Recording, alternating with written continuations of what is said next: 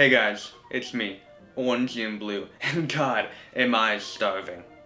But how can I cook if I have no prior knowledge for cooking?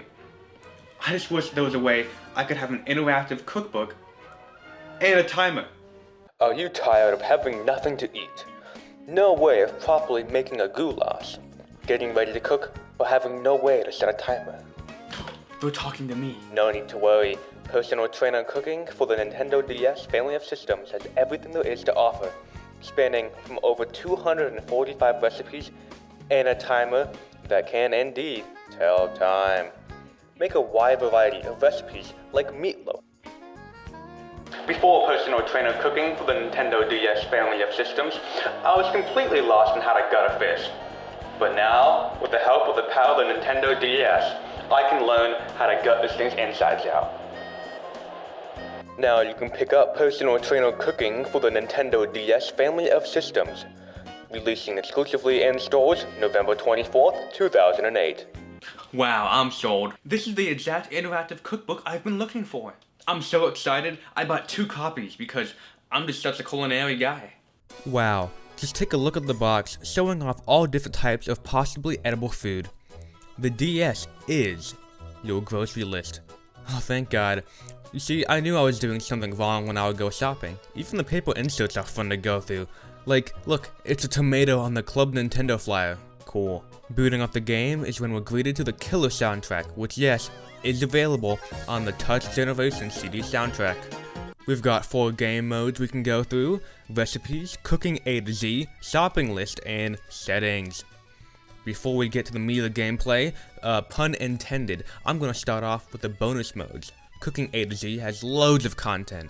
Some of my favorites include the ingredients section that lists every piece of food ever made. The utensils page is fun to look at, and in the preparation section, I can learn how to boil an octopus. Now we can read up on the cooking lore and learn some new terminology, which teaches us the slang that the personal trainer cooking community likes to use, like dusting with flour, making a droplet, and skimming off foam. Just make sure you don't say this to the wrong people, because the people at America's Test Kitchen don't like it when you tell them they're blatching. A hidden gem of this game has to be the example video page. Just look at the graphics on that onion. Moving away from cooking A to Z, now we've got the shopping list, which I would definitely be using as a way for shopping. There's even a handy calculator that I can properly calculate how much rent I'm not going to pay this month.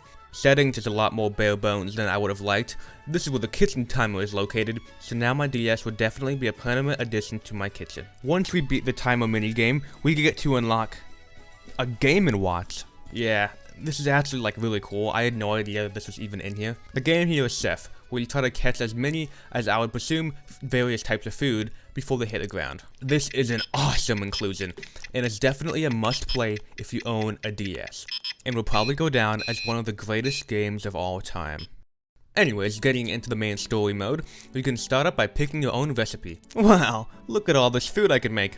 We can also look up any recipe we want with the interactive touchscreen. You see, the folks over at Crywell Development decided that they wanted to have the player draw out each letter one at a time, instead of using an on-screen keyboard. This truly shows us inside the mind of the creative geniuses behind this game.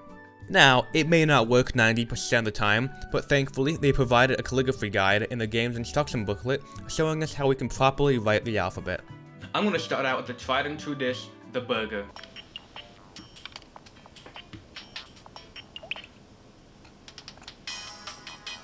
How do they not have a cheeseburger? I just decided to search by country, and now we can get a better look at the game's world map, and in my opinion, it looks pretty uninspired.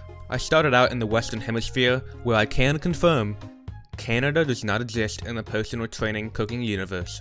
I decided to go with the lasagna because simply, I have no dignity for myself. Looking through all the ingredients, I'm rather confused. When I go down to the second ingredient, which is salt, where the amount is as required. They don't state how much is required. I wasn't expecting there to be a puzzle platforming in this gameplay segment. I'm not sure whether I should include 2 grains of salt or the entire container, so I'm just gonna let Luigi eyeball it for me. After I added all my ingredients to my Nintendo DS shopping cart, I went to the store to pick them up. Now that I have all my ingredients, we can start to move to this side of the apartment. I don't use this area often, so it's good my real estate is finally starting to pay off. The first step is to chop up the mozzarella, and all I have was some cheese sticks, so I hope this is fine. What was that? Okay, this is when a liquid such as oil, sauce, or broth. Then we gotta start boiling the pasta itself. And once that's done, we can start the assembly. Once that's all done, we can put it in the oven and wait. While we wait on that to cook, why don't we get started on the side dish? And what better side dish than green beans? Thankfully, I have a second copy of the game like one does, so now I can properly multitask. Step 1. Boil the green beans.